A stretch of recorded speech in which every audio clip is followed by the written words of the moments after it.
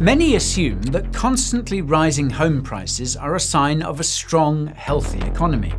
But by transforming basic shelter into the most heavily leveraged speculative asset class on Earth, Western economies have engineered a capital misallocation crisis so severe that it's starving innovation, collapsing birth rates, and constructing a generational wealth trap that threatens to destabilize the entire financial system. My name is Guy, and this is Coin Bureau Finance. Now, in a functioning economy, capital is supposed to flow towards productive assets. Technology, manufacturing, research and development, venture-backed startups, these are the engines that increase labour productivity and generate real economic growth. The stock market historically served this exact purpose, channeling savings into businesses that deploy capital efficiently. And within that framework, housing occupied a very specific and very boring role. A physical structure that depreciates over time, sitting on land designed to provide shelter and stability for the workforce. It was a consumption good, not a growth stock. The Mercatus Centre confirmed this in a 2025 analysis, noting that the relationship between housing values and incomes remained remarkably stable from the Second World War until roughly the turn of the millennium. A median home cost approximately 3 to 3.5 times the median household income. That was the baseline. Capital flowed towards production, not towards static bricks and mortar. But then something structurally broke. Decades of artificially suppressed interest rates combined with aggressive tax incentives like the mortgage interest deduction converted housing from a depreciating shelter asset into a guaranteed, highly leveraged financial instrument. The Federal Reserve's quantitative easing program went so far as to directly purchase mortgage-backed securities, artificially compressing borrowing costs and inducing speculative demand at a national scale. And the data on what followed is mind-blowing. Since 2000, median US household income grew by roughly 92%, while median home prices surged nearly 177%. Meanwhile, the national price-to-income ratio ballooned from that historic baseline of 3.5 times to approximately 5 times by 2025. And in cities like Los Angeles, that ratio reached 12.5 times annual income. In Sydney, Australia, it hit 13.8 times, and in Hong Kong, 14.4 times. Indeed, for the first time in the 21-year history of the Demographia International Housing Affordability Survey, not a single one of the 95 major markets analysed across 8 nations qualified as affordable. Not one. The most affordable major market on Earth, Pittsburgh, registered a multiple of 3.2. Even the cheapest option barely scraped past the historical norm. And this begs the question, if wages cannot support these prices, then how is anyone still buying? Well, the answer exposes the structural failure. 59% of American parents now provide or plan to provide direct financial assistance for their child's home purchase. 60% of Gen Z buyers and 57% of millennials openly state they could not have purchased without family help. In the United Kingdom, the average parental contribution to a first-time buyer exceeds £55,000. Meanwhile, in Australia, lending to property investors reached $139 billion in the year ending September 2025 versus just $64 billion for first home buyers, a ratio of more than 2 to 1 favouring speculation over new ownership. The median age of a first-time American homebuyer has climbed to an all-time high approaching 40 years old. And first-time buyers now represent only 21% of all purchases, the lowest share since records began in 1981. Put simply, the housing market is no longer a meritocratic system, but an inheritance lottery operating on parental equity transfers. And for anyone without access to that equity, home ownership through earned income alone has become all but impossible. And the macroeconomic damage extends far beyond individual affordability. Every dollar locked into an overpriced mortgage is a dollar that cannot flow towards venture capital, small business formation, or technological research.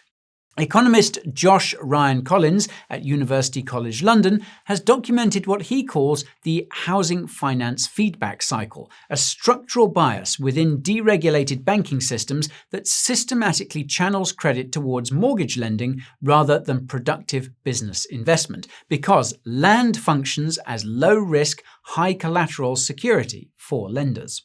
The consequence is that capital flows into assets that produce nothing, while the sectors that actually drive innovation are starved. Financial Times columnist Martin Wolf has described this bluntly, noting that 4 decades of financialization have made the financial sector far more a vehicle for rent extraction than productive investment. And the scale of that extraction is enormous.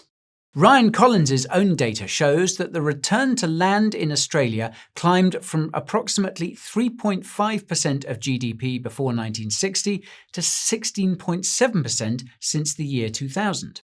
That's a more than 4-fold increase in the share of national output captured by incumbent land ownership rather than productive enterprise, a textbook definition of a rent-seeking economy. But the damage compounds further through a mechanism that economists rarely discuss on camera: the destruction of labour mobility. Overall residential mobility in the United States has collapsed from roughly 20% in the 1980s to less than 9% today. Interstate migration fell to a 10-year low in 2024, with only 2.1% of Americans relocating to a new state. Workers are effectively trapped in low productivity regions because the housing premium in high productivity cities eliminates any wage differential. Chang Tai-Se at the University of Chicago and Enrico Morietti at UC Berkeley qualified this damage in their landmark 2019 paper. They estimated that housing constraints in cities like New York, San Francisco, and San Jose lowered aggregate US GDP growth by 36% between 1964 and 2009, representing an annual economic drag of roughly $2 trillion in foregone output. That is capital that was never deployed, businesses that were never started, and innovations that simply never happened because workers could not afford to move to where they would have been most productive. And this brings us directly to the macroeconomic transmission, the part that hits your bank account. Rising home prices create what economists call the wealth effect, a statistical illusion where homeowners feel richer and spend more, masking the severe structural decline in real purchasing power. But the supposed wealth is entirely self-cancelling for anyone who still needs a place to live. You cannot sell your house and sleep on the pavement. Housing costs now consume 34.2% of median household income, exceeding the standard affordability threshold, while 27% of renters are severely cost-burdened, spending over half their income on shelter alone. Home owners are estimated to be 40 times wealthier than renters. And that wealth gap is not a feature of a dynamic economy. It's the architecture of a neo-feudal system divided strictly between those who own the assets and those who pay to rent them in perpetuity. And governments are completely paralysed. Fixing affordability requires allowing home prices to fall, which would directly destroy the net worth of their core voter base. In New Zealand, a major opposition party withdrew support for its own upzoning legislation the moment suburban homeowners pushed back. Elsewhere, in New South Wales, Australia, the Premier reversed a transit-oriented development plan under identical political pressure. So, governments are effectively incentivized to do absolutely nothing about the problem. And the demographic consequences of this inaction are devastating. A 2025 study by Benjamin Couillard at the University of Toronto found that rising housing costs since 1990 are responsible for 51% of the total fertility rate decline in the United States. His model estimates that if housing costs had remained flat, there would have been 13 million more children born by 2020. The American fertility rate hit a historic low of 1.6 in 2024. The UK recorded its lowest rate since 1938, while South Korea sits at 0.75, barely a third of replacement level. Now, fewer births mean a smaller future workforce, a shrinking tax base, reduced demand, and the impossibility of servicing the debt loads that the current housing system is generating. The system is consuming the very demographic foundation it requires to sustain itself. So then, how is the smart money responding? Well, institutional investors have been net sellers of residential homes for 6 consecutive quarters heading into late 2025. They're rotating capital towards liquid, productive equities, operational real estate like data centers and logistics assets, and hard assets that generate actual free cash flow. Meanwhile, highly skilled workers are conducting geographic arbitrage, relocating from high-cost jurisdictions to regions where housing costs permit a dramatically higher real standard of living. Research suggests this strategy alone can shorten the path to financial independence by 7 to 12 years. The structural advantage lies in maintaining liquidity and capital efficiency inside a market that has been fundamentally distorted by decades of policy failure. The financialization of the housing market is not a sign of national wealth, but a compounding structural error that's suffocating productive economic growth across the developed world. Housing cannot simultaneously function as a high-yield speculative asset and as affordable shelter for the working class. Those two objectives are permanently and irreconcilably opposed. But what do you think? Will governments eventually be forced to engineer a controlled deflation of the housing bubble to save the broader economy, or is this neo-feudal system of permanent renters here to stay? Let us know your thoughts in the comments down below.